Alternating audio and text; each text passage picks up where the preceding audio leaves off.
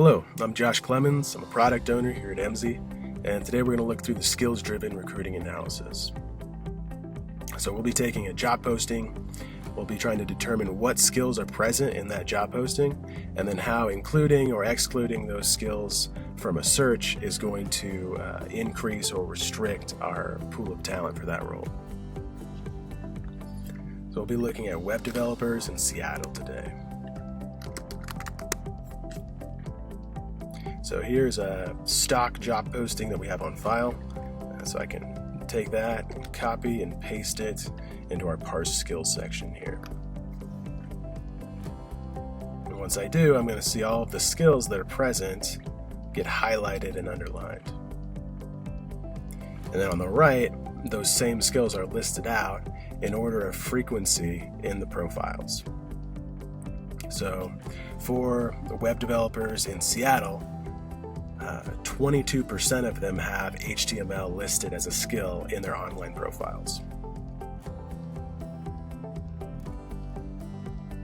So once we've parsed our skills, we can go in and start building a search query based on the skills that we need for this role. So in this case, candidates must have experience with HTML, CSS, and JavaScript. So on our right-hand side here, we can select HTML, CSS, and JavaScript.